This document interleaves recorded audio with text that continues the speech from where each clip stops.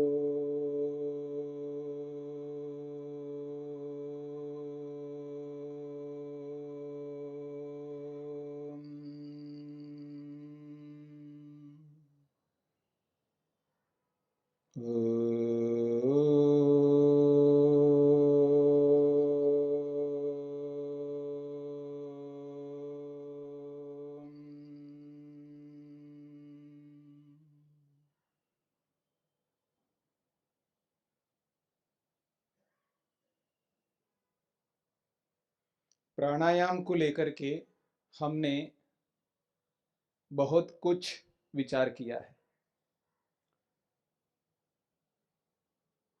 प्राणायाम किसे कहते हैं, प्राणायाम की परिभाषा क्या है, कितने प्रकार के प्राणायाम होते हैं और उन प्राणायामों की विधि क्या है, प्राणायामों को करते हुए क्या क्या सावधानियां रखनी है, इन सारी बातों को लेकर के हमने विचार किया। प्राणायाम करने से पहले अपने श्वसन तंत्र को दृढ़ बलवान मजबूत रखने के लिए जो सम्यक श्वसन है उसकी भी चर्चा की है, और किस तरह श्वास लेना और किस तरह प्रश्वास करना, शरीर को ध्यान में रखते हुए, शरीर विज्ञान को ध्यान में रखते हुए कैसे हमें प्राण अंदर लेना है और कैसे बाहर निकालना है, इसकी भी हमने क्रियात्मक रूप से समझने का प्रयत्न किया। अब सम्यक श्वसन हो गया, मान लीजिएगा, बहुत अच्छा है। उसके बाद में आपको प्राणायाम करना है, और प्राणायाम को जानने वालों से सीख करके, जान करके, समझ करके करना चाहिए। आजकल बहुत सारे लोग प्राणायाम करते हैं, करवाते हैं। उनमें दो विभाग हैं। एक विभाग है जो श्वसन तंत्र की क्रियाएं हैं, श्वसन क्रियाएं जो अलग अलग प्रकार से लोग करते हैं। उसके साथ में एक दूसरा विभाग है जिसको प्राणायाम हम कहते हैं। अष्टांग योग में महर्षि पतंजलि ने जिन 4 प्राणायामों की चर्चा की है, उन प्राणायामों को करना। कुछ लोग उन चारों प्राणायामों को एक साथ करने लगते हैं। बाह्य प्राणायाम भी किया, आभ्यंतर भी किया, स्तंभ वृत्ति भी किया और बाह्य आभ्यंतर विषयक्षेपी भी किया। चारों एक साथ करते हैं। एक साथ कर सकते हैं, लेकिन अभ्यास होने पर बाह्य प्राणायाम का अच्छा अभ्यास हो जाए, आभ्यंतर प्राणायाम का अच्छा अभ्यास हो जाए, स्तंभवृत्ति प्राणायाम का अच्छा अभ्यास हो जाए, फिर बाह्य आभ्यंतर विषयक्षेपी प्राणायाम का प्रारंभ कर सकते हैं। और यह भी ध्यान रखना होता है कि प्राणायाम करते समय कौन से प्राणायाम को किस ऋतु में करने से शरीर पर अच्छा प्रभाव पड़ेगा, यह भी ध्यान रखना होता है। आवश्यक निर्देशों में मैंने आपके सामने 29 निर्देश बताए। उनमें एक ये भी निर्देश था जो ऋतु के अनुरूप हमें प्राणायाम करना है। बाह्य प्राणायाम एक ऐसा प्राणायाम है किसी भी ऋतु में कर सकते हैं। बाह्य प्राणायाम एक ऐसा प्राणायाम है किसी भी ऋतु में कर सकते हैं। स्तंभवृत्ति प्राणायाम एक ऐसा है उसको किसी भी ऋतु में कर सकते हैं। पर जो आभ्यंतर प्राणायाम है उसको यदि मान लीजिए आप ग्रीष्म ऋतु में करें, 1 2 3 कर लिया हो सकता है, लेकिन अधिक मात्रा में अभ्यास पूर्वक बहुत ज्यादा करना है तो पहले से गर्मी है, ग्रीष्म ऋतु में मई जून का माह है, शरीर में गर्मी बढ़ जाती है और आभ्यंतर प्राणायाम करने से और गर्मी बढ़ जाती है, गर्मी बहुत अधिक बढ़ जाती है। केवल बाह्य प्राणायामों को भी विधिवत 3 भी हमने किया है, विधि पूर्वक 3 प्राणायाम लगातार अच्छे ढंग से किया है। उन सारे निर्देशों को ध्यान में रखते हुए शरीर बहुत गर्म हो जाता है, पसीना आने लगता है। और जब आभ्यंतर प्राणायाम आप करेंगे वो भी गर्मियों में, तो और ज्यादा गर्मी बढ़ जाएगी।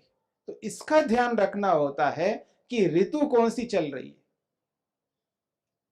यदि ग्रीष्म ऋतु है तो आभ्यंतर प्राणायाम को बहुत कम मात्रा में करना है, और किसी को अधिक गर्मी लगती है तो नहीं भी करे आभ्यंतर प्राणायाम, चलेगा। आभ्यंतर प्राणायाम करना जरूरी नहीं है।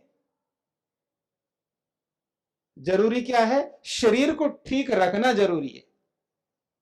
और शरीर को ठीक रखते हुए उन चारों में से जो प्राणायाम करने से शरीर भी ठीक रहेगा, मन भी शांत हो जाए और शांत मन को परमात्मा में लगा ले, ये लाभकारी है। हम कोई क्रिया करें, याद रखना, कोई भी क्रिया करें, चाहे वो सांसारिक क्रिया हो, चाहे वो शारीरिक क्रिया हो, चाहे वो मानसिक क्रिया हो, कोई भी क्रिया हम करें, किसी मुसीबत को दूर करने के लिए, किसी घटना से बचने के लिए, किसी दुख को दूर करने के लिए हम उन क्रियाओं को करते रहते हैं। मेरी बात को समझने का प्रयत्न करना।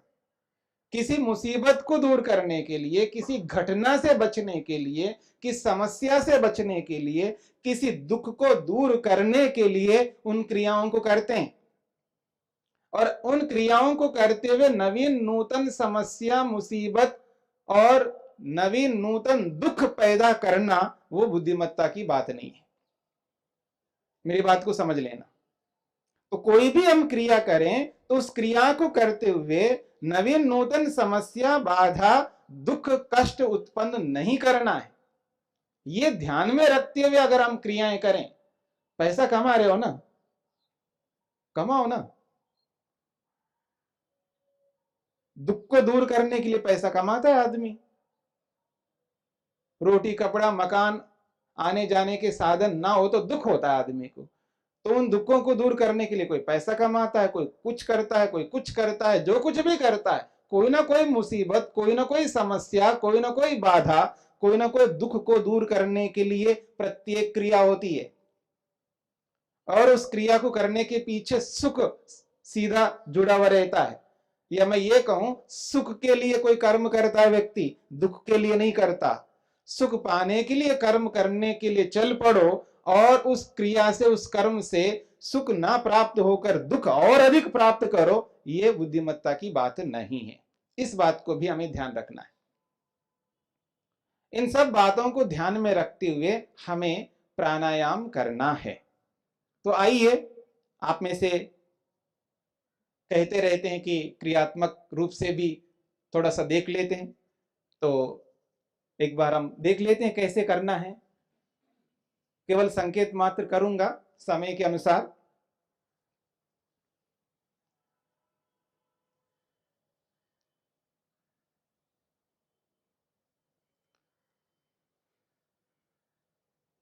हाँ जी, तो देखिए, तस्मिन सति कहा ना, तस्मिन सति, आसन की सिद्धि होने पर, तो आपने आसन लगाए। आसन लगा करके सीधे होकर के बैठे आप, और सम्यक श्वसन देख लेना है आपको, जो पहले प्रक्रिया में आपको बताया गया था।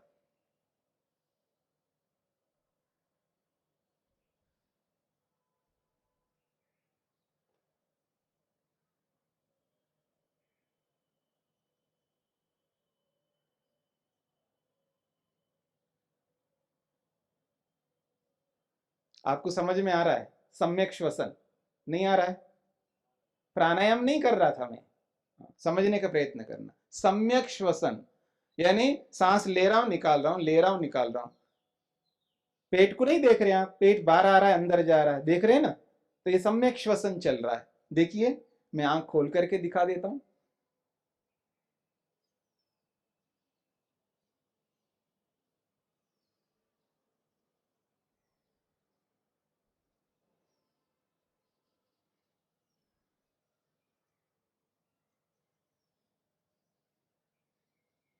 समझ में आ रहा है? क्योंकि पेट बाहर आ रहा है, इसका मतलब है क्या हो रहा है? सांस अंदर जा रहा है, ठीक है, और सांस निकल रहा है तो पेट अंदर जा रहा है। ये बच्चे को समझ लेना, जो छोटा सा बच्चा होता है। ये सम्यक श्वसन की प्रक्रिया है। और आपने सम्यक श्वसन किया, पहले सम्यक श्वसन कर लो, फिर सांस थोड़ा सा भर लो, और वो जो प्रक्रिया है प्रश्वास पूर्वको गत्या भावः स बाह्य प्राणायाम। प्रश्वास पूर्वक गति को रोक देना है। तो प्रश्वास का मतलब है फेफड़ों में, लंग्स में स्थित प्राणों को पूरा का पूरा बाहर निकालना है। और ये भी ध्यान रखना देश का कितना जा सकता है, वो तो आप एकांत में बैठ करके देखें, कोई ऐसे हाथ लगा करके देखें कि कितना दूर तक प्राण जा रहा है, और अभ्यास करते करते कितने दूर तक प्राण जाएगा, वो आप स्वयं देख सकते हैं। तो आइए देखिएगा, जब हम प्राणायाम कर रहे हैं इसके साथ में 3 चीजों को साथ में जोड़ा जाता है, और वो प्राणायाम के अंग नहीं है, ये ध्यान रखना। महर्षि पतंजलि ने, महर्षि वेदव्यास ने नहीं बताया। हाँ, योग के जो अन्य ग्रंथ हैं, हठ योग है और भी बहुत सारे ग्रंथ हैं, घेरंड संगीता है, योग वाशिष्ठ है, ऐसे बहुत सारे ग्रंथ हैं ये जो योग के नाम से चलते हैं। लेकिन महर्षि पतंजलि ने, महर्षि वेदव्यास ने उन 3 चीजों को नहीं बताया। हाँ, उन तीनों में से एक को महर्षि स्वामी दयानंद सरस्वती जी ने बताया। तो वो 3 चीज क्या है? एक है जालंधर बंध, ठोड़ी को छाती के साथ लगा के रखना, ये जालंधर बंध है।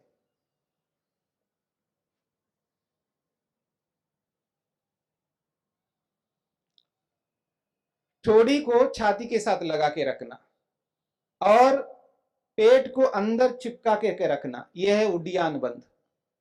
और मूलेंद्री को, गुदा इंद्री को ऊपर खींच के रखना, वो मूल बंध। ये 3 बंध बताए जाते हैं। इनमें से स्वामी दयानंद सरस्वती जी ने मूल बंध की चर्चा की है सत्यार्थ प्रकाश में, और वो क्यों लगाना उसका कारण भी बताया, उसका कारण भी बताया। और जो बाकी बंध है उसके भी अपने कारण है। अगर कोई व्यक्ति जालंधर बंध लगाता है तो गले से संबंधित रोगों को दूर करने के लिए उसको सहयोग मिलता है। टॉन्सिल से है और बहुत कुछ गले में रोग उत्पन्न होते हैं।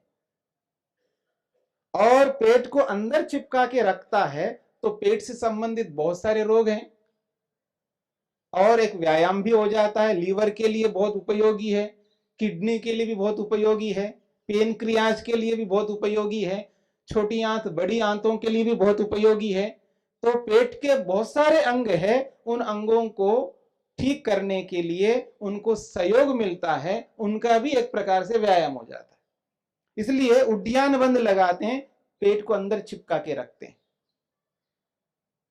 और फिर मूल बंध लगाते हैं, मूलेंद्री को ऊपर की ओर खींच के रखते हैं, उसको संकुचित करके ऊपर की ओर खींचे रखते हैं। उससे वहां के रोग से भी मुक्त हो सकता है व्यक्ति, वहां रोग उत्पन्न ना हो उसके लिए बहुत उपयोगी है।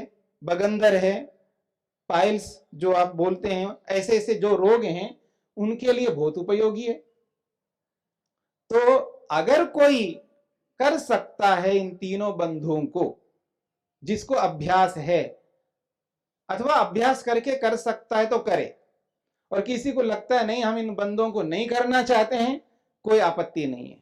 इन बंधों को करना आवश्यक नहीं है, प्राणायाम करना आवश्यक है, इस बात को समझ लीजिएगा। तो आइए मैं पहले आपको बाह्य प्राणायाम आपके सामने रख रहा हूं। बाह्य प्राणायाम करता हूं। पहले थोड़ा सा श्वास ले लेता हूं, उसके बाद पूरा का पूरा बाहर निकालता हूं। और महर्षि पतंजलि ने, वेद व्यास ने एक बात ये भी रखी है कि उसको दीर्घ लंबा भी करना है और सूक्ष्म भी करना है, ये भी ध्यान रखना है। तो उस बात को ध्यान में रखते हुए मैं कर रहा हूं।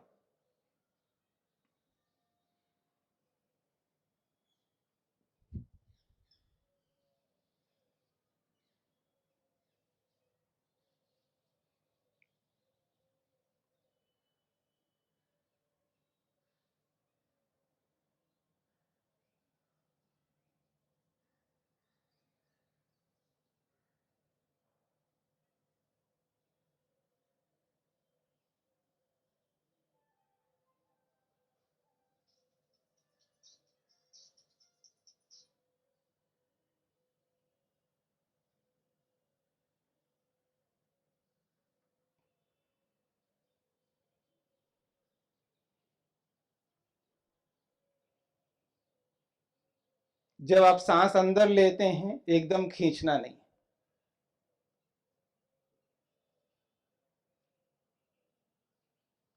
बाह्य प्राणायाम आपने किया, अंदर सांस ले लिया।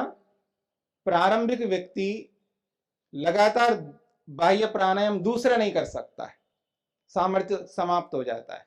तो 2 3 4 5 6 बार श्वास प्रश्वास लेता है, फिर दोबारा उसी को करता है। और जिसका सामर्थ्य है वो लगातार दूसरा तीसरा, जितना सामर्थ्य उतना वो कर सकता है। प्राणों को पूरा का पूरा बाहर फेंकना है, लेकिन सूक्ष्मता रखनी है साथ में, ये ध्यान रखना है। आप ऐसा भी कर सकते हो जो आजकल बहुत सारे लोग करते हैं। आवाज आ रहा है ना? आ रहा है नहीं आ रहा है? ये दीर्घ तो हो सकता है पर सूक्ष्म नहीं होगा। हमको दीर्घ तो करना है, साथ में सूक्ष्मता भी रखनी है, आवाज नहीं करनी है। अगर मान लीजिए दूसरा भी कर रहा है, तीसरा भी कर रहा है, चौथा भी कर रहा है, उसको भी ध्यान करना है। चाहे आप परिवार में बैठ करके कर रहे हैं, पति पत्नी बैठ करके कर रहे हैं, या कहीं समूह में पूरा परिवार बैठ के कर रहे हैं, अथवा संस्थानों में जैसे हम लोग सब ब्रह्मचारी बैठ करके कर रहे हैं। आप आवाज कर रहे हैं तो दूसरे को बाधा हो रही है, तीसरे को बाधा हो रही है, सबको बाधा हो रही है। हमें किसी को बाधा नहीं देनी है, केवल दूसरों को बाधा ना हो इसके लिए हमको ऐसा नहीं करना है, क्योंकि विधि बता रही है, विधि बता रही है। तो दीर्घ सूक्ष्म, उसको दीर्घ भी करना है और सूक्ष्म भी करना है। तो आवाज नहीं करनी है हमको। अगर आवाज करेंगे ना तो फिर आगे और दिक्कतें आ सकती है। तो उन दिक्कतों से बचने के लिए आवाज हमको नहीं करनी है। आपको पूरा निकालना है पर आवाज नहीं करनी है। देखिए,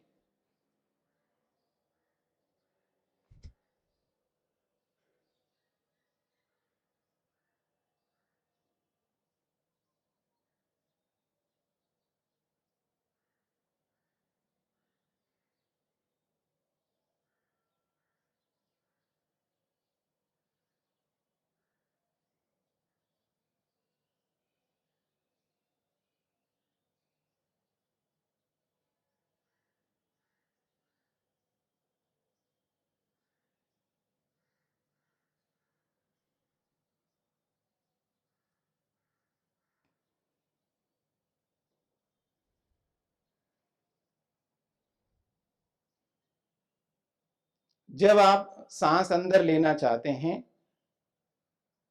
तो पहले बंधों को हटाते जाना है। जालंधर बंध को हटाइए, उड्डयन बंध को हटाइए, मूल बंध को हटाइए, फिर धीमी गति से सांस अंदर भरते जाइए। पूरा भर लिया, सामर्थ्य है तो तुरंत दूसरी बार कर लो, सामर्थ्य नहीं है तो कोई जरूरी नहीं है तुरंत करना है। 2, 3, 4 बार श्वास प्रश्वास लेके सामान्य हो जाओ, फिर करो। आप कितने प्राणायाम करते हैं? मैं 3-4 करता हूं, मैं तो 10-15 करता हूं, कोई कहता मैं 21 करता हूं। संख्या मुख्य नहीं है, याद रखना। आप जितना अधिक करते हैं उतना अधिक अच्छा है, ऐसा मैं नहीं समझूंगा। मैं समझूंगा कि आप एक भी करते हैं, विधि पूर्वक करते हैं, सभी सावधानियों को सामने रखते हुए करते हैं, और प्राणायाम का जो उद्देश्य है उस उद्देश्य को सामने रख करके करते हैं और उस उद्देश्य की पूर्ति कर रहे हैं, और उस एक प्राणायाम को धीरे धीरे धीरे उसको दीर्घ भी करते जा रहे हो और सूक्ष्म भी करते जा रहे हो। देश का भी ध्यान रख रहे हो, काल का भी ध्यान रख रहे हो, क्योंकि अवधि को भी बढ़ाना है। आपको संख्या नहीं बढ़ानी है, आपको अवधि बढ़ानी है। आप 10 सेकंड रोकते हैं तो 15 सेकंड रोको, 20 सेकंड रोको, 30 सेकंड रोको तो आधा मिनट हो जाएगा। 45 सेकंड रोको, उसकी गति को इतना रोके रखो जिससे काल का जो अवधि है वो बढ़ता जाए। मेरी बात को समझने का प्रयत्न करना। यह जरूरी नहीं है कि आप 15 बार कर रहे हैं, 20 बार कर रहे हैं। स्वामी दयानंद सरस्वती जी ने लिखा 21 बार अधिक से अधिक कर सकते। कोई ये दिखाने का प्रयास करे मैं 21 प्राणायाम करता हूं, वो संख्या मुख्य नहीं है। आप माला लेकर के 101 गायत्री मंत्र का जाप करो, चाहे 1,00,000 कर दो, चाहे 1 करोड़ कर दो, कोई मान्य नहीं रखता। संख्या मान्य नहीं रखती, याद रखना। विधि मान्य रखती है, उसकी क्वालिटी मुख्य है, क्वांटिटी मुख्य नहीं है, ये याद रखना। इस बात को ध्यान में रखते हुए यदि हम करते जाएंगे तो कोई दिक्कत नहीं है। आप 3 भी कर लो, कोई समस्या नहीं आएगी। अगर आपको बंद नहीं लगाना है मत लगाइए, अब केवल प्राणायाम करना है तो प्राणायाम कर लीजिएगा। और किसी को लगता है कि मैं साथ साथ ये भी करके और शारीरिक लाभों को ले सकता हूं, अथवा कोई समस्या नहीं है शरीर में, तो भविष्य में कोई समस्या उत्पन्न ना हो उसके लिए भी व्यक्ति पहले से सावधानी रखता है, तो उस दृष्टिकोण से इन बंधों को करना चाहिए तो कर सकते हैं, नहीं करना चाहिए कोई नियम नहीं है। हाँ, याद रखना, नहीं करना चाहिए कोई नियम नहीं है, और करना चाहिए ऐसा भी कोई नियम नहीं यहां पर, क्योंकि विधि में नहीं बताया। मेरी बात को समझ लेना, विधि में बंधों की चर्चा नहीं है। नहीं करना चाहिए ये नहीं कह सकते हो, मेरी मर्जी, मैं साइड से बहुत सारे लाभ ले सकता हूं। अगर आपको यही आग्रह कि नहीं करना चाहिए तो विधि ये कहती है आपको विचार उठाना नहीं है, आपको कोई वृत्ति उठानी नहीं है। पालन करो ना, करो पालन। बिना वृत्ति उठाए आप मन को भगवान में लगाइए। मेरी बात समझ रहे हैं? अगर आप बहुत सारी वृत्तियां उठा रहे हो और उन वृत्तियों को कम करने का कोई उपाय आपको मिल रहा हो तो ऐसा उपाय लगाओ जिससे वृत्तियां उठे ही नहीं या कम से कम हो जाए। उसके लिए कोई ना कोई उपाय आप अपना सकते हो। उन उपायों को अपना करके आप अपने गंतव्य स्थान तक पहुंच सकते हो। इसलिए इदमित्थम की स्थिति में ना रह करके लाभ हानि को ध्यान में रख करके चलना है। बहुत सारे काम हम ऐसे भी करते हैं जिनको करते हुए हम ये देखते हैं लाभ अधिक है हानि कम है, क्योंकि केवल लाभ नहीं मिल सकता और केवल हानि नहीं हो सकती है। जहां लाभ है तो वहां हानि भी है, और जहां हानि है तो वहां लाभ भी है। बस देखना इतना है हमको कि अधिक हानि कहां है उससे दूर रहो और अधिक लाभ कहां है उसको पकड़े रखो। ये मुख्य बात है। इस बात को ध्यान में रख करके हमको चलना है।